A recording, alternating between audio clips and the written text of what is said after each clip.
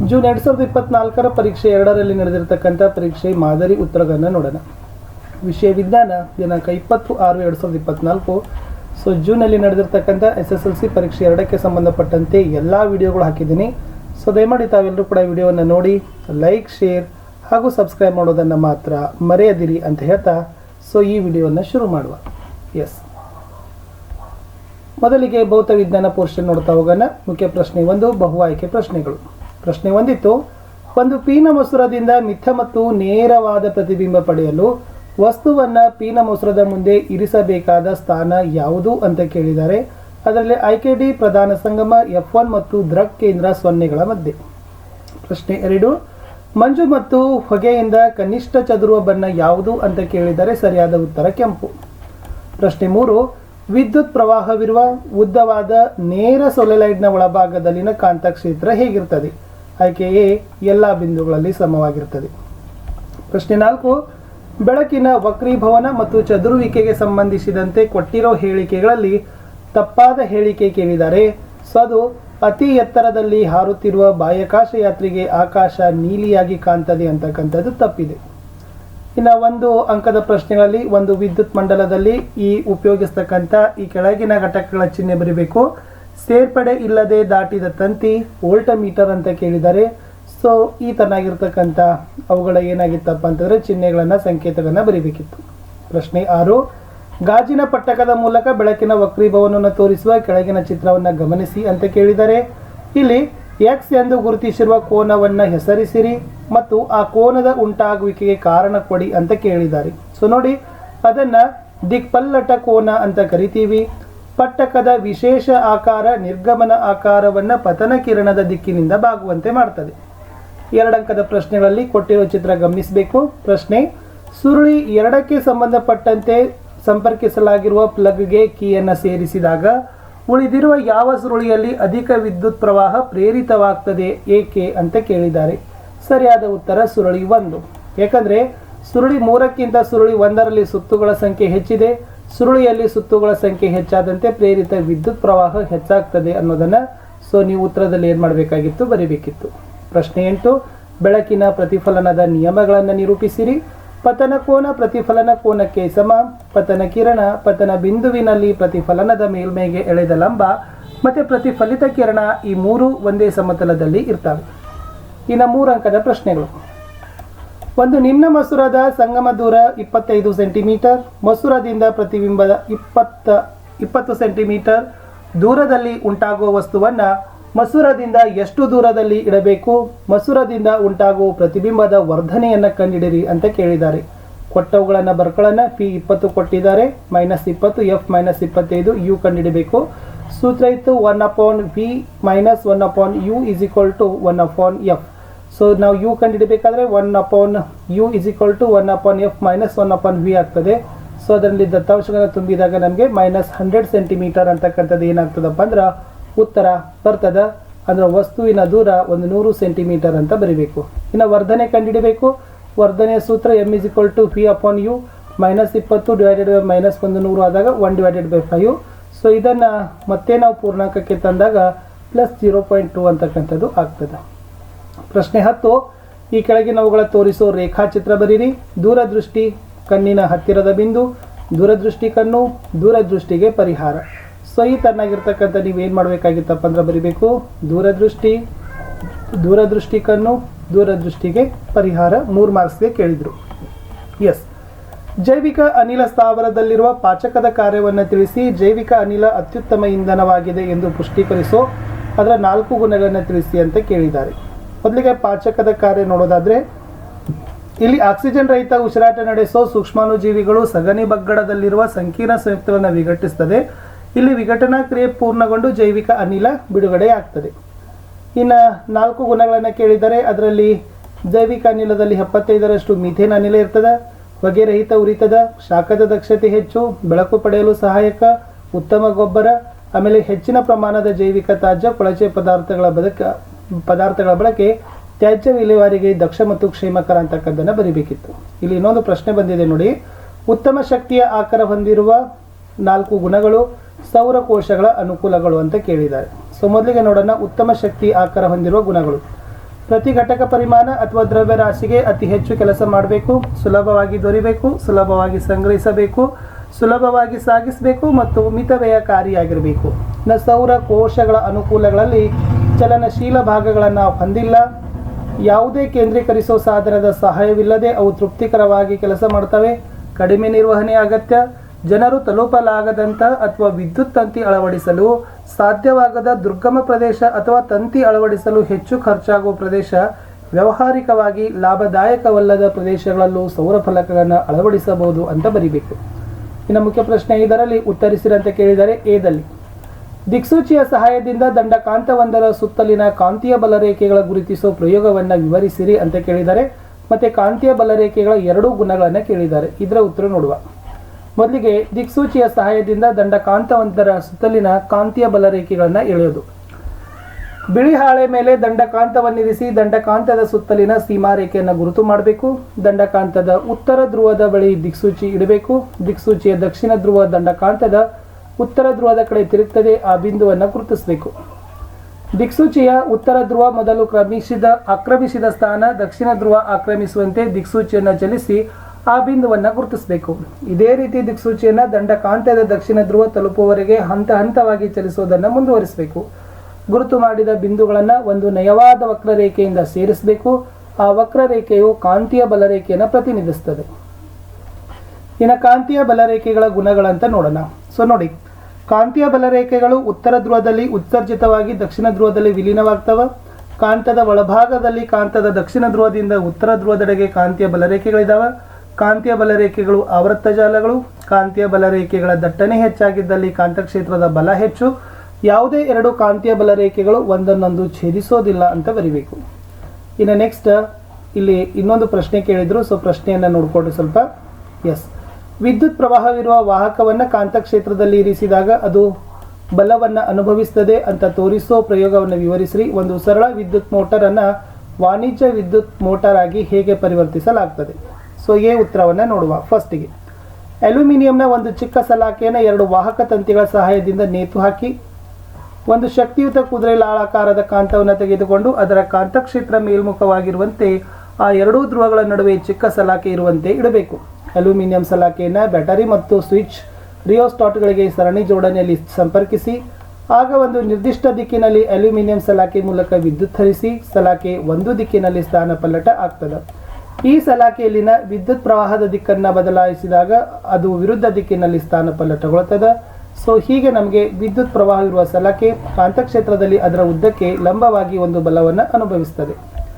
ಇನ್ನು ಬಿದಲ್ಲಿ ಉತ್ತರ ಸ್ಥಿರವಾದ ಕಾಂತದ ಬದಲು ವಿದ್ಯುತ್ ಕಾಂತವನ್ನು ಬಳಸೋದ್ರಿಂದ, ವಿದ್ಯುತ್ ವಾಹಕ ಸುರಳಿಯಲ್ಲಿನ ಸುತ್ತುಗಳ ಸಂಖ್ಯೆ ಹೆಚ್ಚಿಸೋದ್ರಿಂದ, ಸುರುಳಿಯಿಂದ ಸುತ್ತಲ್ಪಟ್ಟ ಮೃದು ಕಬ್ಬಿಣವನ್ನು ಬಳಸೋದ್ರಿಂದ. ಇನ್ನು 5 ಅಂಕದ ಪ್ರಶ್ನೆ, ವಾಹಕರೋಧ ಎಂದರೇನು? ವಾಹಕರೋಧ ಯಾವ ಅಂಶಗಳ ಮೇಲೆ ಅವಲಂಬಿತವಾಗಿದೆ? ಬಿ, ವಿದ್ಯುತ್ ಉಪಕರಣಗಳನ್ನು ಸರಣಿ ಕ್ರಮದಲ್ಲಿ ಜೋಡಿಸ ಬದಲು ಸಮಾಂತರವಾಗಿ ಜೋಡಿಸುವ ಪ್ರಯೋಜನಗಳು ಏನು ಅಂತ ಕೇಳಿದ್ದಾರೆ. ಎಸ್, ಮೊದಲಿಗೆ ವಾಹಕದ ರೋಧ ಅಂದರೆ ಒಂದು ವಾಹಕದಲ್ಲಿ ಪ್ರವಹಿಸುವ ಆವೇಶಗಳ ಎಲೆಕ್ಟ್ರಾನ್ಗಳ ಪ್ರವಾಹವನ್ನು ವಿರೋಧಿಸುವ ಆ ವಾಹಕದ ಗುಣವನ್ನು ವಾಹಕದ ರೋಧ ಅಂತ ಕರಿತೀವಿ. ಇನ್ನು ವಾಹಕದ ರೋಧ ಅವಲಂಬಿಸಿರುವ ಅಂಶಗಳಲ್ಲಿ ಅದರ ಉದ್ದ, ಅದರ ಅಡ್ಡಕೊಯ್ತು, ಅದರ ಪ್ರಾಕೃತಿಕ ಗುಣ ಮತ್ತು ಉಷ್ಣತೆ. ಇನ್ನು ಸರಣಿ ಕ್ರಮ ಮತ್ತು ಸಮಾಂತರ ಜೋಡಣೆ ಕೇಳಿದರೆ ಈ ಸಮಾಂತರ ಜೋಡಣೆ ಸಂಪರ್ಕಗೊಂಡ ವಿದ್ಯುತ್ ಉಪಕರಣಗಳ ಮೂಲಕ ವಿದ್ಯುತ್ ಪ್ರವಾಹ ವಿಭಜಿಸುತ್ತದೆ. ನಿರ್ದಿಷ್ಟವಾಗಿ ಪ್ರತಿಯೊಂದು ವಿದ್ಯುತ್ ಉಪಕರಣ ವಿಭಿನ್ನ ರೋಧವನ್ನು ಹೊಂದಿರುವಾಗ ಮತ್ತು ಸರಿಯಾಗಿ ಕಾರ್ಯನಿರ್ವಹಿಸಲು ವಿಭಿನ್ನ ವಿದ್ಯುತ್ ಪ್ರವಾಹದ ಅಗತ್ಯವಿರುವ ಸಂದರ್ಭಗಳಲ್ಲಿ ಇದು ಸಹಕಾರಿಯಾಗಿದೆ. ಆದರೆ ಸರಣಿಯಲ್ಲಿ ಜೋಡಿಸಿದ ಮಂಡಲದ ಯಾವುದಾದರೂ ಒಂದು ಘಟಕ ವಿಫಲವಾದರೆ ಮಂಡಲ ಮುರಿದು ಹೋಗುತ್ತದೆ ಮತ್ತು ಉಳಿದ ಯಾವುದೇ ಘಟಕಗಳು ಕಾರ್ಯನಿರ್ವಹಿಸುವುದಿಲ್ಲ. ಇನ್ನು ನಾವೇನು ಮಾಡೋಣ ಅಂತಂದರೆ ವಿಜ್ಞಾನದಲ್ಲಿ ಇರ್ತಕ್ಕಂಥ ರಸಾಯನಶಾಸ್ತ್ರ ವಿಭಾಗವನ್ನು ನೋಡೋಣ. ನಾವು ಭೌತ ವಿಜ್ಞಾನವನ್ನು ನೋಡಿವಿ. ಇನ್ನು ರಸಾಯನ ವಿಜ್ಞಾನ 14ನೇ ಪ್ರಶ್ನೆ, ಪ್ರೋಪೆನಾಲ್ನ ಅಣುಸೂತ್ರ ಕೇಳಿದ್ರು. C2H5CHO option B is right answer. Aluminium, ಕಬ್ಬಿಣ, ಮೆಗ್ನೀಸಿಯಂ ಮತ್ತು ಸತುಲೋಹಗಳ ಸಾರರಿಕ್ತ ಹೈಡ್ರೋಕ್ಲೋರಿಕ್ ಆಮ್ಲದೊಂದಿಗೆ ವರ್ತಿಸಿದವೆ. ಆ ಲೋಹಗಳ ಕ್ರಿಯಾಶೀಲತೆ ಇಳಿಕೆ ಕ್ರಮದಲ್ಲಿ ಜೋಡಿಸಿದಾಗ ಅಂತ ಕೇಳಿದ್ರು. AMgAlZnFe ಅಂತ ಬರೀಬೇಕು. 16 1M ಅಸಿಟಿಕ್ ಆಮ್ಲವನ್ನು 1M ಸೋಡಿಯಂ ಹೈಡ್ರಾಕ್ಸೈಡ್ ದ್ರಾವಣದೊಂದಿಗೆ ಮಿಶ್ರಣ ಮಾಡಿದಾಗ ದೊರೆಯುವ ಲವಣದ ಸ್ವಭಾವವನ್ನು ಸೂಕ್ತ ಕಾರಣದೊಂದಿಗೆ ನಿರ್ಧರಿಸಿ ಅಂತ ಕೇಳಿದ್ದಾರೆ. ಅದು ಪ್ರತ್ಯಾಮ್ಲೀಯ ಲವಣ, ಏಕೆಂದರೆ ಸೋಡಿಯಂ ಹೈಡ್ರಾಕ್ಸೈಡ್ ಒಂದು ಪ್ರಬಲ ಪ್ರತ್ಯಾಮ್ಲ. ಇನ್ನು ಬ್ಯೂಟನ್ ರಚನಾ ಸಮಾಂಗಿಗಳ ರಚನೆ ಕೇಳಿದ್ದಾರೆ. ಸೊ ಬ್ಯೂಟನ್ ರಚನಾ ಸಮಾಂಗಿಗಳನ್ನ ಬರಿಬೇಕಿತ್ತು. ಇನ್ನು ಸಾಮಾನ್ಯವಾಗಿ ಅಯಾನಿಕ್ ಸಂಯುಕ್ತಗಳು ಹೆಚ್ಚಿನ ಕರಗುವ ಬಿಂದು ಮತ್ತು ಕುದಿಯುವ ಬಿಂದುವನ್ನು ಹೊಂದಿವೆ ಏಕೆ ಕೇಳಿದ್ದಾರೆ. ಏಕೆಂದರೆ ಅಯಾನಿಕ್ ಸಂಯುಕ್ತಗಳಲ್ಲಿ ನಡುವಣ ಪ್ರಬಲ ಅಯಾನಿಕ್ ಬಂಧ ಒಡೆಯಲು ಹೆಚ್ಚಿನ ಶಕ್ತಿ ಬೇಕು. ಇನ್ನು ಮಾರ್ಜಕಗಳು ಸಾಬೂನಿಗಿಂತ ಉತ್ತಮ ಸ್ವಚ್ಛಕಾರಿ ಹೇಳಿಕೆಯನ್ನು ಸಮರ್ಥಿಸಿ ಅಂತ ಕೇಳಿದರೆ ಚರಟ ಉಂಟು ಮಾಡದೆ ಗಡಸು ನೀರಿನಲ್ಲಿಯೂ ಕೊಳೆಯನ್ನು ಸ್ವಚ್ಛಗೊಳಿಸುತ್ತದೆ. ಇನ್ನು ನೀರಿನಲ್ಲಿ ಆಮ್ಲೀಯ ದ್ರಾವಣ ವಿದ್ಯುತ್ ಪ್ರವಹಿಸುವುದನ್ನು ತೋರಿಸುವ ಉಪಕರಣಗಳ ಜೋಡಣೆಯ ಚಿತ್ರ ಬರೀರಿ. ಸಾರರಿಕ್ತ HCl ದ್ರಾವಣವನ್ನು ಗುರುತಿಸಿ ಅಂತ ಕೇಳಿದರೆ ಸೊ ಇಷ್ಟು ಬರೋದು ಇದು ಸಾರರಿಕ್ತ HCl ದ್ರಾವಣ ಅಂತ ಬರಿಬೇಕು. ಇನ್ನು ನೆಕ್ಸ್ಟ್ ಮಿಶ್ರಲೋಹ ಎಂದರೇನು, ತಾಮ್ರದ ಎರಡು ಮಿಶ್ರಲೋಹಗಳನ್ನು ಹೆಸರಿಸಿರಿ. ಈ ಪ್ರಶ್ನೆ ಉತ್ತರ ಮಿಶ್ರಲೋಹ ಎರಡು ಮತ್ತು ಹೆಚ್ಚು ಲೋಹಗಳ ಅಥವಾ ಲೋಹ ಅಲೋಹಗಳ ಸಮರೂಪ ಮಿಶ್ರಣ. ತಾಮ್ರದ ಮಿಶ್ರಲೋಹಗಳು ಕಂಚು ಮತ್ತು ಹಿತ್ತಾಳೆ. ಇಲ್ಲಿ ಇನ್ನೊಂದು ಪ್ರಶ್ನೆ ಬರ್ತದೆ, ಉಭಯಧರ್ಮಿ ಆಕ್ಸೈಡ್ಗಳಂದ್ರೆ ಏನು, ಎರಡು ಉದಾಹರಣೆಗಳನ್ನು ಕೊಡಿ ಅಂತ ಕೇಳಿದ್ದಾರೆ. ಉತ್ತರ ನೋಡಿ, ಆಮ್ಲ ಮತ್ತು ಪ್ರತ್ಯಾಮ್ಲದೊಂದಿಗೆ ವರ್ತಿಸಿ ನೀರು ಮತ್ತು ಲವಣವನ್ನು ಉಂಟು ಮಾಡುವ ಲೋಹೀಯ ಆಕ್ಸೈಡ್ಗಳೇ ಉಭಯಧರ್ಮಿ ಆಕ್ಸೈಡ್ಗಳು. ಉದಾಹರಣೆ ಅಲ್ಯೂಮಿನಿಯಂ ಆಕ್ಸೈಡ್ Al2O3, ಸತುವಿನ ಆಕ್ಸೈಡ್ ZnO. 22 ಲೋಹದ ಮೇಲೆ ಹಬೆಯ ವರ್ತನೆಯನ್ನು ತೋರಿಸುವ ಪ್ರಯೋಗದ ಉಪಕರಣಗಳ ಜೋಡಣೆ ಚಿತ್ರ ಕೇಳಿದ್ರು. ಸೊ ಈ ಚಿತ್ರವನ್ನು ನೀವೇನು ಮಾಡಬೇಕಾಗಿತ್ತು, ಬಿಡಿಸಬೇಕಿತ್ತು. ನೆಕ್ಸ್ಟ್ 3 ಮಾರ್ಕ್ಸ್ನಲ್ಲಿ ಎದಲ್ಲಿ ಚಲುವೆ ಪುಡಿಯ ರಾಸಾಯನಿಕ ಸೂತ್ರ ಮತ್ತು ಅದರ ಎರಡು ಉಪಯೋಗಗಳನ್ನು ಕೇಳಿದ್ದಾರೆ. ಮತ್ತು ಮೊಸರು ಮತ್ತು ಜಠರ ರಸದಲ್ಲಿ ಕಂಡುಬರುವ ಆಮ್ಲಗಳನ್ನು ಕೇಳಿದರು. ಎ ಉತ್ತರ ನೋಡುವ. ಚಲುವೆ ಪುಡಿಯ ರಾಸಾಯನಿಕ ಸೂತ್ರ CaOCl2. ಉಪಯೋಗ ಕಾಗದ ಕಾರ್ಖಾನೆ, ಬಟ್ಟೆ ಕಾರ್ಖಾನೆ ಮತ್ತು ಲಾಂಡ್ರಿಗಳಲ್ಲಿ ಕೆಲಸಗಳಲ್ಲಿ ಚಲುವೆ ಕಾರಕವಾಗಿ ಬಳಸ್ತಾರೆ. ರಾಸಾಯನಿಕ ಕಾರ್ಖಾನೆಗಳಲ್ಲಿ ಉತ್ಕರ್ಷಣಕಾರಿಯಾಗಿ ಬಳಸ್ತಾರೆ. ಕ್ರಿಮಿ ಮುಕ್ತಗೊಳಿಸಲು ಸೋಂಕುನಾಶಕವಾಗಿ ಬಳಸ್ತಾರೆ. ಇನ್ನು ಮೊಸರಿನಲ್ಲಿ ಲ್ಯಾಕ್ಟಿಕ್ ಆಮ್ಲ ಇರ್ತದೆ. ಜಠರ ರಸದಲ್ಲಿ ಹೈಡ್ರೋಕ್ಲೋರಿಕ್ ಆಮ್ಲ HCl ಇರ್ತದೆ. 24 ಆವರ್ತ ಕೋಷ್ಟಕದ ಭಾಗ ಗಮನಿಸಿ ಕೆಳಗಿನ ಪ್ರಶ್ನೆಗಳಿಗೆ ಉತ್ತರಿಸಿರಿ. ಧಾತುಗಳು, ಪರಮಾಣು ಸಂಖ್ಯೆ. Q ಮತ್ತು R ನಲ್ಲಿ ಧಾತುಗಳಿನ ವೇಲೆನ್ಸಿಯ ಎಲೆಕ್ಟ್ರಾನ್ಗಳನ್ನು ಕಂಡುಹಿಡಿಯಿರಿ. ಯಾವ ಧಾತು ಹೆಚ್ಚಿನ ಪರಮಾಣು ಗಾತ್ರ ಹೊಂದಿದೆ, ಏಕೆ, ಹೆಚ್ಚು ವಿದ್ಯುತ್ ಋಣೀಯ ಧಾತುವನ್ನು ಪತ್ತೆ ಹಚ್ಚಿ ಮತ್ತು ಕಾರಣ ಕೊಡಿ ಅಂತ ಕೇಳಿದ್ದಾರೆ. ಉತ್ತರ ನೋಡುವ. ಎಸ್ ಫಸ್ಟ್ ನೋಡಿ, ಅಲ್ಲಿ Q23 R21 ವೇಲೆನ್ಸ್ ಎಲೆಕ್ಟ್ರಾನ್ಗಳು 3, ವೇಲೆನ್ಸ್ ಎಲೆಕ್ಟ್ರಾನ್ಗಳು 1. 2ರಲ್ಲಿ R ಆವರ್ತದಲ್ಲಿ ಎಡದಿಂದ ಬಲಕ್ಕೆ ಸಾಗಿದಂತೆ ಪರಮಾಣುವಿನ ಗಾತ್ರ ಕಡಿಮೆಯಾಗ್ತಾ ಹೋಗ್ತದೆ. ಕೇವಲ 1 ವೇಲೆನ್ಸ್ ಎಲೆಕ್ಟ್ರಾನ್ ಮಾತ್ರ ಹೊರಕೋಚದಲ್ಲಿ ಇದೆ. 3ನೇದರಲ್ಲಿ ಆವರ್ತದಲ್ಲಿ ಎಡದಿಂದ ಬಲಕ್ಕೆ ಸಾಗಿದಂತೆ ವಿದ್ಯುತ್ ಋಣೀಯತೆ ಹೆಚ್ಚುತ್ತಾ ಹೋಗ್ತದೆ ಅಂತಕ್ಕದ್ದನ್ನು ಬರಿಬೇಕು. RS ಅಂತ ಕೊಟ್ಟಿದ್ದಾರೆ ನೋಡಿ. ಇಲ್ಲಿ ಇನ್ನೊಂದು ಪ್ರಶ್ನೆ ಬಂದಿದೆ. 3 ಧಾತುಗಳು XY ಮತ್ತು Z ಗಳ ಎಲೆಕ್ಟ್ರಾನ್ ವಿನ್ಯಾಸ ಕ್ರಮವಾಗಿ 2n2 7, 2n2 8, 2n2 1. ಇವುಗಳಲ್ಲಿ ಯಾವ ಧಾತು ಹೆಚ್ಚು ವಿದ್ಯುತ್ ಧನ್ಯತೆ ಹೊಂದಿದೆ ಮತ್ತು ಏಕೆ, ಯಾವ ಧಾತು 0 ವೇಲೆನ್ಸಿ ಹೊಂದಿದೆ ಮತ್ತು ಏಕೆ, X ಮತ್ತು Z ಧಾತುಗಳು ಪರಸ್ಪರ ವರ್ತಿಸಿದಾಗ ಉಂಟಾಗುವ ರಾಸಾಯನಿಕ ಬಂಧ ಊಹಿಸಿ ಮತ್ತೆ ಕಾರಣವನ್ನು ತಿಳಿಸಿ. ಉತ್ತರ ನೋಡಿ, Z. ವಿದ್ಯುತ್ ಧನ್ಯತೆಯು ಆವರ್ತದಲ್ಲಿ ಎಡದಿಂದ ಬಲಕ್ಕೆ ಸಾಗಿದಂತೆ ಕಡಿಮೆಯಾಗ್ತದೆ. ಹೊರಕವಚದ 1 ವೇಲೆನ್ಸ್ ಎಲೆಕ್ಟ್ರಾನ್ ಅನ್ನು ಸುಲಭವಾಗಿ ದಾನಿಸ್ತದೆ. 2ನೇದು Y. ಹೊರಕಕ್ಷೆಯು NS2 NP6 ಅಷ್ಟಕ ಜೋಡಣೆಯ ವಿನ್ಯಾಸವನ್ನು ಹೊಂದಿದೆ. 3ನೇದು ಅಯಾನಿಕ್ ಬಂಧ, ಏಕೆಂದರೆ ಎಲೆಕ್ಟ್ರಾನ್ಗಳ ಸಂಪೂರ್ಣ ವರ್ಗಾವಣೆಯಿಂದ ಉಂಟಾಗ್ತದೆ. ಇನ್ನು 25ನೇ ಪ್ರಶ್ನೆ, ಅನುರೂಪ ಶ್ರೇಣಿಯ ಮೊದಲ ಸದಸ್ಯನ ಅನುಸೂತ್ರ C2H2 ಆದರೆ ಆ ಸರಣಿಯ ಮುಂದಿನ 2 ಸದಸ್ಯರ ಅನುಸೂತ್ರ ಮತ್ತು ಹೆಸರುಗಳನ್ನು ಬರೀರಿ. C3H4 ಪ್ರೊಪೈನ್, C4H6 butane. ಆನ್ಸರ್ ಇದು. ಸಾಮಾನ್ಯವಾಗಿ ಸಸ್ಯಜನ್ಯ ಮತ್ತು ಸಸ್ಯಜನ್ಯ ಎಣ್ಣೆಗಳನ್ನು ಹೈಡ್ರೋಜನೀಕರಣಕ್ಕೆ ಒಳಪಡಿಸ್ತಾರೆ. ಏಕೆ ಕೇಳಿದರೆ ಅವು ಸಂಗ್ರಹಯೋಗ್ಯ ಅವಧಿಯನ್ನು ಹೆಚ್ಚಿಸ್ತವೆ. ಎಣ್ಣೆಗಳು ಉತ್ಕರ್ಷಣ ಹೊಂದುವುದನ್ನು ತಡೆಯಲು, ಕುಮುಟುವಿಕೆಯನ್ನು ತಡೆಯಲು. ನೆಕ್ಸ್ಟ್ ಕ್ವಶನ್ 26 ಎದಲ್ಲಿ 1 ಕ್ಯಾಲ್ಸಿಯಂ ಕಾರ್ಬೋನೇಟ್ ಅನ್ನು ಕಾಸಿದಾಗ ಕ್ಯಾಲ್ಸಿಯಂ ಆಕ್ಸೈಡ್ ಮತ್ತು ಕಾರ್ಬನ್ ಡೈಆಕ್ಸೈಡ್ ದೊರೆತದ. ನೈಸರ್ಗಿಕ ಅನಿಲ ಮೀಥೇನ್ ದಹನ ಕ್ರಿಯೆಯಿಂದ ಕಾರ್ಬನ್ ಡೈಆಕ್ಸೈಡ್ ಮತ್ತು ನೀರು ದೊರೆತದ. ಇದೆರಡರ ರಾಸಾಯನಿಕ ಸಮೀಕರಣ ಬರೀಬೇಕಾಗಿತ್ತು. First one CaCO3 it gives CaO plus CO2. CH4 plus 2O2 it gives CO2 plus 2H2 ಅಂತ ಬರೀಬೇಕು. ಇನ್ನು ಕಾರಣ ಕೊಡಿ. ತಾಮ್ರದಿಂದ ಮಾಡಿದ ವಸ್ತುಗಳನ್ನು ಗಾಳಿಗೆ ತೆರೆದಿಟ್ಟಾಗ ತಮ್ಮ ಮೇಲ್ಮೈನ ಹೊಳಪನ್ನು ಕಳೆದುಕೊಳ್ತವೆ. ತಾಮ್ರದ ಸಲ್ಫೇಟ್ ದ್ರಾವಣದಲ್ಲಿ ಇರಿಸಿದ ಕಬ್ಬಿಣದ ಮೊಳೆಯು ನಿಧಾನವಾಗಿ ಕಂದು ಬಣ್ಣಕ್ಕೆ ಬದಲಾಗ್ತದೆ. ಅಲ್ಲಿ ಫಸ್ಟ್ ಅಲ್ಲಿ ಬರೀಬೇಕು, ವಾತಾವರಣದಲ್ಲಿನ ಗಾಳಿಯೊಂದಿಗೆ ವರ್ತಿಸಿ ತಾಮ್ರದ ಆಕ್ಸೈಡ್ CuO ಅಥವಾ ತಾಮ್ರದ ಕಾರ್ಬೋನೇಟ್ ಆಗ್ತದ. ತಾಮ್ರ ಉತ್ಕರ್ಷಣ ಹೊಂದುತ್ತದೆ, ತಾಮ್ರ ಸಂಕ್ಷಾರಕ್ಕೆ ಒಳಪಡುತ್ತದೆ. ಸ್ಥಾನ ಪಲ್ಲಟ ಕ್ರಿಯೆ ನಡೆದಿದೆ. ಕಬ್ಬಿಣವು ತಾಮ್ರದ ಸಲ್ಫೇಟ್ನಿಂದ ತಾಮ್ರವನ್ನು ಸ್ಥಾನ ಪಲ್ಲಟಗೊಳಿಸಿದೆ. ಇನ್ನು ಜೀವ ವಿಜ್ಞಾನ ವಿಭಾಗದಲ್ಲಿರ್ತಕ್ಕಂಥ ಪ್ರಶ್ನೆ ಮತ್ತು ಉತ್ತರ. ಸಸ್ಯಗಳು ಜೈಲಮ್ ಅಂಗಾಂಶದಿಂದ ಸಾಗಾಣಿಕೆಯಾಗುವ ವಸ್ತು ನೀರು. ವೆರಿ ಈಸಿ ಇತ್ತು. ಈ ಕೆಳಗಿನ ಯಾವ ಚಿತ್ರಗಳಲ್ಲಿ ಸ್ವಕೀಯ ಪರಾಗಸ್ಪರ್ಶಕ್ಕೆ ಒಳಪಡುವುದು ಹೂ ಅಂತ ಕೇಳಿದ್ದಾರೆ. ಸೊ ಕ್ಯೂ ಮಾತ್ರ ಅಂತಕ್ಕದ್ದನ್ನು ಬರಿಬೇಕಾಗಿತ್ತು. ಇನ್ನು ತೆರೆದ ಪತ್ರರಂಧ್ರದ ರಚನೆ ತೋರಿಸೋ ಚಿತ್ರವನ್ನು ಬರಿಬೇಕಾಗಿತ್ತು. ಈ ಚಿತ್ರ ಇದೆ. ಶೀತಲೀಕರಣ ಘಟಕಗಳಲ್ಲಿ CFCಗಳ ಬಳಕೆಯನ್ನು ಕಡ್ಡಾಯವಾಗಿ ನಿಷೇಧಿಸಲಾಗಿದೆ. ಏಕೆ ಕೇಳಿದ್ದಾರೆ? ಇವು ಓಝೋನ್ ಪದರವನ್ನು ತೆಳುವಾಗಿಸ್ತವೆ, ಶಿಥಿಲವಾಗಿಸುವಿಕೆಗೆ ಕಾರಣ. ಇನ್ನು ಮರುಬಳಕೆ ಮರುಚಕ್ರೀಕರಣಕ್ಕಿಂತ ಉತ್ತಮ ಅಭ್ಯಾಸ ಕೇಳಿದ್ದಾರೆ. ಮತ್ತು ಸ್ಥಳೀಯ ಜನರ ಯಾವ ಅಗತ್ಯವನ್ನು ಕಾಡುಗಳಿಂದ ಪೂರೈಕೆಯಾಗ್ತದೆ ಅಂತ ಕೇಳಿದ್ದಾರೆ.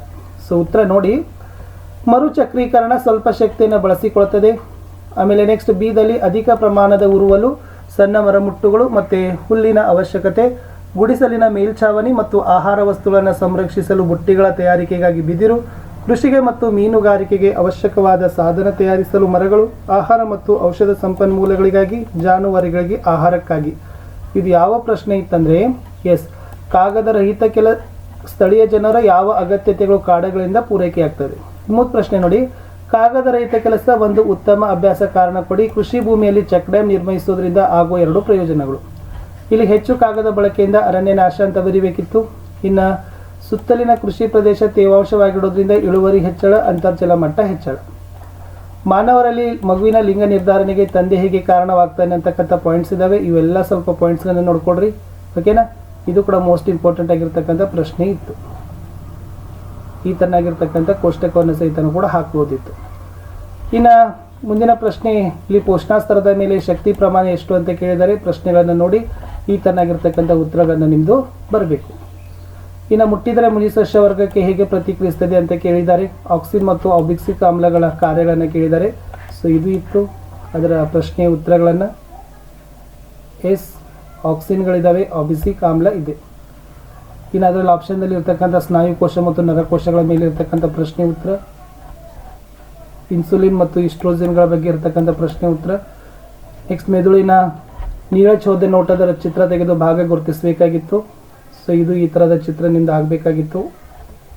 ಇನ್ನು ಚಕ್ಕರ್ ಬೋರ್ಡ್ಗೆ ಸಂಬಂಧಪಟ್ಟಂತೆ ಒಂದು ಪ್ರಶ್ನೆ ಇದೆ. ಸೊ ಪ್ರಶ್ನೆ ನೋಡ್ಕೊಡ್ರಿ. ಎಸ್, ಅಥವಾ ಇನ್ನೊಂದು ಸಂದರ್ಭಗಳು ಕೊಟ್ಟಿದ್ದಾರೆ, ಅದನ್ನು ಸಹಿತ ನೋಡಿ. ಸೊ ಇದು ಚಕ್ಕರ್ ಬೋರ್ಡ್ ಮೇಲೆ ಇರ್ತಕ್ಕಂಥ ಪ್ರಶ್ನೆ ಉತ್ತರ ಆಗಿತ್ತು. ಸೊ ಮೋಸ್ಟ್ ಇಂಪಾರ್ಟೆಂಟ್ ಇದ್ದಾವೆ. ಇವುಗಳನ್ನು ಚೆನ್ನಾಗಿ ಅರ್ಥಕೊಂಡು ಅಭ್ಯಾಸ ಮಾಡಿದರೆ ಖಂಡಿತವಾಗಿ ನಿಮಗೆ ಯೂಸ್ ಆಗ್ತದೆ. ಇನ್ನು ಅಲೈಂಗಿಕ ರೀತಿಯ ಸಂತಾನೋತ್ಪತ್ತಿ ಬಗ್ಗೆ ಮತ್ತು ವೃಷಣ ಮತ್ತು ಪ್ರೋಸ್ಟೇಟ್ ಗ್ರಂಥಿಗಳ ಪಾತ್ರದ ಮೇಲೆ ಪ್ರಶ್ನೆ. ಎಸ್, ವೃಷಣಗಳು, ಪ್ರೋಟೆಸ್ಟೇಟ್. ಇನ್ನು ನೆಫ್ರಾನ್ನಲ್ಲಿ ಮೂತ್ರ ಉತ್ಪತ್ತಿಯಾಗುವ ಪ್ರಕ್ರಿಯೆ ವಿವರಿಸಲಿಕ್ಕೆ ಕೇಳಿದರು. ಉನ್ನತ ಸಸ್ಯಗಳಲ್ಲಿ ಆಹಾರ ಪದಾರ್ಥಗಳ ಸಾಗಾಣಿಕೆ ಹೇಗೆ ನಡೀತದೆ ಅಂತ ಕೇಳಿದರು. ನೆಫ್ರಾನ್ಗಳಲ್ಲಿ ಮೂತ್ರ ಉತ್ಪಾದನೆ, ಇನ್ನು ಉನ್ನತ ಸಸ್ಯಗಳಲ್ಲಿ ಇರ್ತಕ್ಕಂಥ ಆಹಾರ ಸಾಗಾಣಿಕೆ. ಸೊ ಇಷ್ಟಿತ್ತು ಜೂನ್ 2 SSLC ಪರೀಕ್ಷೆಗೆ ಸಂಬಂಧಪಟ್ಟಂತೆ ವಿಜ್ಞಾನ ವಿಷಯದ ಪ್ರಶ್ನೆ ಪತ್ರಿಕೆ ಮತ್ತು ಕೀ ಉತ್ತರ. ನಾನು ಸಿಗ್ತೀನಿ ಇನ್ನೊಂದು ವಿಡಿಯೋದಲ್ಲಿ. ಅಂಟಿಲ್ ಟೇಕ್ ಕೇರ್, ಬಾಯ್.